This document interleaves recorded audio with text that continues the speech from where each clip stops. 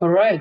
Thank you so much for joining us in this capacity building session to navigate SPP work process and on the route to a future science policy panel to contribute further to the sound management of chemicals and waste and to prevent pollution. Following this capacity building session, we will be having the second virtual roundtable consultations on the compilation of proposals for establishing the science policy panel, and that will be for 90 minutes right after this capacity building session. So very quickly in today's meeting, we will start with this capacity building session and a brief introduction to the WIG process and to the current interstitial period. We will have some updates on the research we are working on, and also some updates on the preparation and our engagement on the WIG3 regional meeting and the open-ended working group.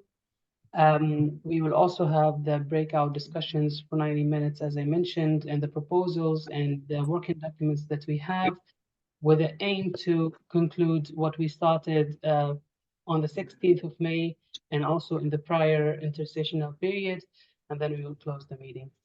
So in this part of the capacity building, we will very briefly go through the resolution 5/8, where this process started from, and then we will have an introduction to the existing science policy panels and their operating principles. Why do we need a science policy panel for pollution or chemicals waste?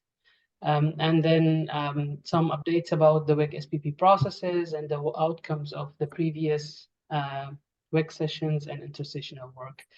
So for those who are joining us for the first time, this process started from UNEA Resolution 5/8, and UNEA is the United Nations Environment Assembly, which is the world's highest level decision-making body on the environment with a universal membership of 193 member states.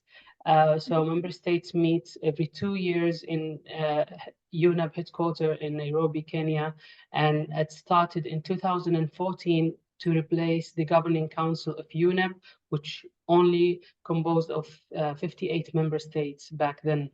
And then major groups where the children and youth is one of them, got formalized as the civil society engagement mechanism for the United Nations Environment Assembly and its subsidiary bodies. And during UNEF resumed fifth session 5.2 that took place in Nairobi on February 2022. 14 resolutions got adopted, and 5/8 is one of them. And 5/8, the member states decided for a science policy panel to be established to focus and contribute further to the sound management of chemicals and waste and to prevent pollution. And if you're interested to know more about this 5/8 resolutions, you can find it in UNEP and UNEA webpage. So now very briefly to focus on the existing science policy panels and interfaces.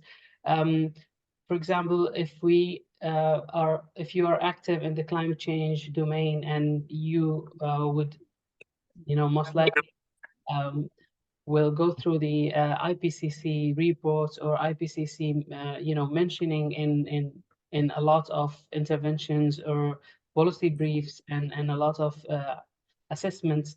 IPCC, the Intergovernmental Panel that focus on climate change assessment, assessing the the current status, doing some horizon scanning towards the future, scenarios, outlooks, and also it focuses on providing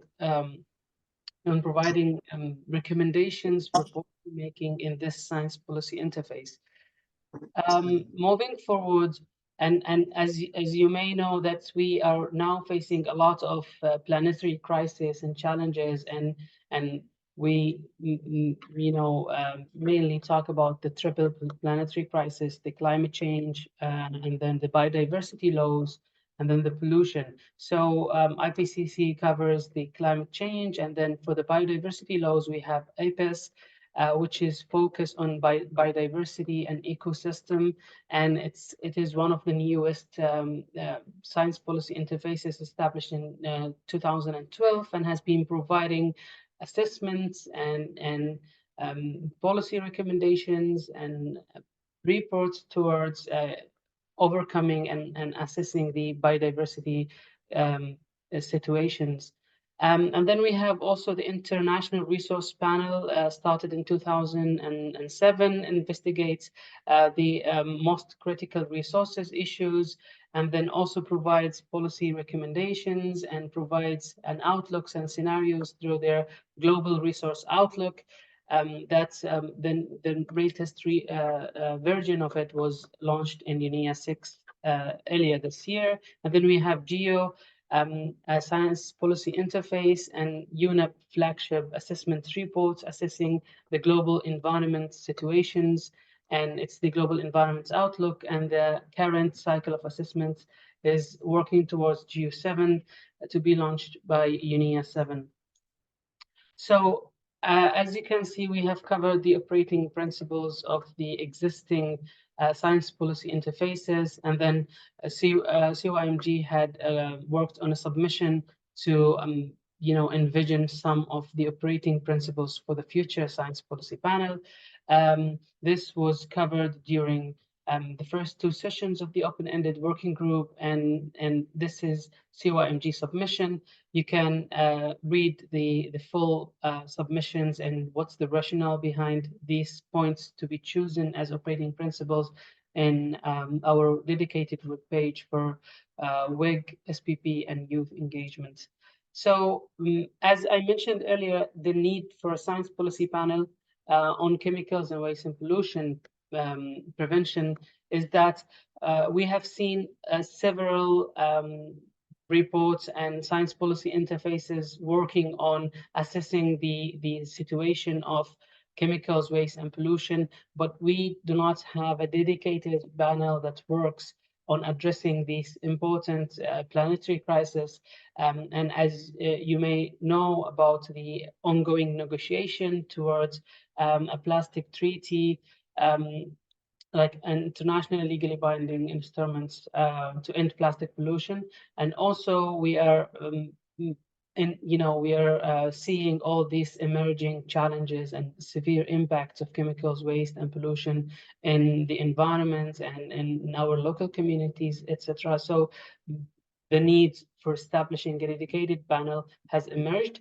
And as we speak now, we are going towards the third session of the open-ended working group negotiating the future panel. So we are still in the stage of developing the proposal, and this is where it is very valuable for us as children and youth to contribute to this process and to feed into our demands and our priorities for the establishment of this panel. So the SPP process started, as I mentioned, with UNIA 5.2 and the adoption of Resolution 5/8. And then the first open-ended working group took part in two parts, started in October in a hybrid format in Kenya, and then 1.2 was took place in Bangkok, Thailand earlier last year with intersessional works, including regional meetings, written submissions, and webinars organized by the Secretariat. And then week 2 took place by the end of last year, from 11th to 15th of December. Now we're working on the intersessional work towards the last session, which will be in between 17th and 21st of June in Geneva, Switzerland, with the aim to conclude the proposals and to come up with draft decisions for an intergovernmental meeting back to back with the first session of the panel, where in the intergovernmental meeting, the goal is to give the mandate and adopt the proposals from this ongoing open-ended working group negotiations. So you might hear me talking about the Secretariat, and moving forward in our virtual consultations, we will go through the differences between Bureau and Secretariat. So the main differences is that the open-ended working group Bureau is composed of representatives from different regions and includes a chair, vice chair, and a rapporteur. So those are member states representatives. So the Bureau consists of member states representatives from each region, and it comprises of the 5 UNEP regions, 2 from each region, and taking into account that Asia Pacific and West Asia in this process is 1 region. And then the WEG Secretariat that is the UNEP team, the UNEP Secretariat. They provide the services for the negotiations, and it comprises of UNEP staffs with expertise on the subject matters. So let's go very quickly on the outcomes of the previous week sessions and the intersessional works and the existing and the latest regional meetings that our colleagues from CYMG took place last week in Asia Pacific and Latin America and the Caribbean regional meetings. So first of all, this is our existing intersessional period. This is the children and youth major group activities and works towards between the second session and the third session of the open-ended working group. So the first months after the second session in Nairobi, we were engaged in informal youth consultations towards the draft resolutions and the resolutions to be negotiated during the 6th session of the United Nations Environment Assembly, and also preparing for the Global Youth Environment Assembly that took place on 17th and 18th of February. During that time, we had focused our, our consultations and preparations for these 2 particular events, the Youth Assembly and the United Nations Environment Assembly, but we covered aspects on the chemicals waste resolutions that can feed into our work towards the third session. So there were 2 main resolutions, draft resolutions that we were working on the first 2 months. One on strengthening the sound management of chemicals and waste, and the second one on the highly hazardous pesticides and the establishment of a global alliance on highly hazardous pesticides. So some of these consultations and preparations will feed into our work toward the third session. Moving forward, we worked on the Zero Waste Day events and online consultations to respond to a thematic report and call for inputs by the United Nations Special Rapporteur on Human Rights and Toxics, and that also covered main elements of the exposure and impacts of hazardous chemicals and waste on children and youth. And that also will feed into our policy position and the preparation for the third session. The roundtable started on 16th of May, and we started going through the proposals documents and reviewing the policy position. And now we are having both the capacity building session and second roundtable consultation. Next week, Friday, 31st of May, we will have a webinar that focus on exploring ways to safeguard children and youth from chemicals, waste, and pollution. And as you may be aware, on the 16th of June, we will have the youth consultative meeting as to finalize the youth position and to prepare for the week of negotiation of the open-ended working group 3. We started with the youth consultative meeting on 9th of December prior to the second session, and we prepared and finalized the children and youth major group priorities for week 2. And this is still one of the bases of our consultation and for our preparation for the third session, considering that most of the topics are still open and yet to be finalized in what we mentioned in the priorities against what we have in the proposals. So yeah, the zero waste proposal submissions and our written submissions for the special rapporteur, you can find it in our webpage. You can also find it in the special rapporteur dedicated page. We worked on the submissions prior to the second session and focusing on different elements that includes the operating principles, needs and questions the panel may handle. And those are some photos from the previous regional meetings in 2023 prior to week 2. And some of the points that we raised during week 1.2 and week 2. We had some webinars towards to the second session. Those webinars are uploaded in YouTube, and if you are keen to understand more on what happened during 1.1, 1.2, and week 2, you can find these records in our YouTube channel.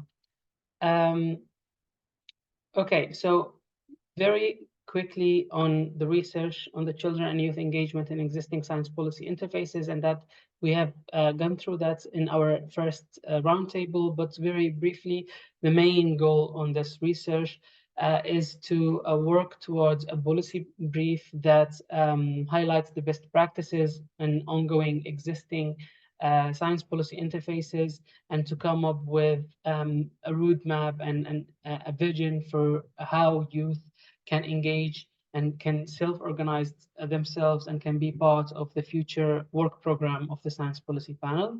And from the regional meetings, week 3, as I mentioned, our colleagues from Children and Youth Major Group participated in Asia Pacific and the LAC regional meeting. There are some quick updates from these two meetings on 20 and 21st of May.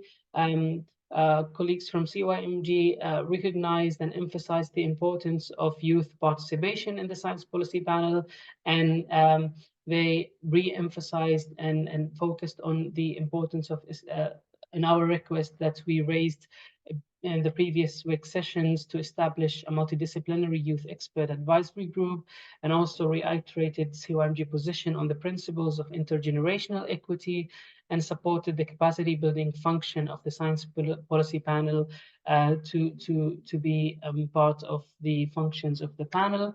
That was concluded in 21st of May. Moving forward, also CYMG was represented in the LAC regional meeting that took place in Uruguay, 23rd to 24th. And some of the updates that we got, that the regencies, the youth experts group is very important component, but we are still need to work on more finalizations towards a dedicated, some sort of an outlook or a roadmap on how can this youth expert body and group feed into the future work program. And also our colleagues in the region reiterated the position on the intergenerational equity.